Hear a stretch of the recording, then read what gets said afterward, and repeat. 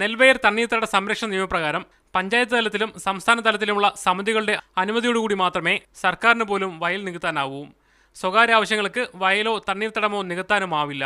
ഇത് മറികടക്കാനാണ് നെൽവയൽ തണ്ണീർത്തട നിയമത്തിന് ഭേദഗതി വരുത്താൻ UDF-ൽ ആലോചന നടക്കുന്നത്. ഇതിനായി മന്ത്രിസഭ നിയോഗിച്ച ഉപസമിതി നിയമം ഭേദഗതി ചെയ്യാൻ ശുപാർശ ചെയ്തിരുന്നു. ഇതിന്റെ വിശദാംശങ്ങൾ ആലോചിക്കാനാണ് UDF-ന്റെ ഉപസമിതി ഇന്ന് യോഗം ചേർന്നത്. പ്രധാനമായും 2 നിർദ്ദേശങ്ങളാണ് ഉപസമിതിക്ക് മുന്നിലുള്ളത്. പൊതു ആവശ്യത്തിനാണെങ്കിൽ സംസ്ഥാന സർക്കാരിന്റെ തീരുമാനപ്രകാരം വയൽ നികത്താം. സ്വകാര്യ വ്യക്തികൾക്കാണെങ്കിൽ ഭക്ഷ്യസുരക്ഷാ ഫണ്ടിൽ പണമടച്ച് അനുമതി തേടാം.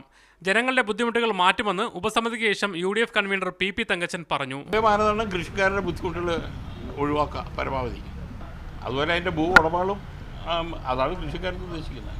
ഈ ശുപാർശകൾ അംഗീകരിച്ചാൽ ഫലത്തിൽ നെൽവയർ തണ്ണീർത്തട നിയമം അട്ടിമറിക്കപ്പെടും. അതേസമയം പൊതുജനങ്ങളുമായി ചർച്ച ചെയ്തു മാത്രമേ നിയമ ഭേദഗതി വരുത്തുകയുള്ളൂ എന്ന് KPC പ്രസിഡന്റ് VM സുധീരൻ കൊച്ചിയിൽ പറഞ്ഞു. സുധീരന്റെ ഈ നിലപാടിനെ തുടർന്ന് ഉപസമിതി റിപ്പോർട്ട് തയ്യാറാക്കുന്നത് മാറ്റിവെക്കുകയും വിഷയം UDF-ലെ ചർച്ചയ്ക്കായി വിടുകയായിരുന്നു.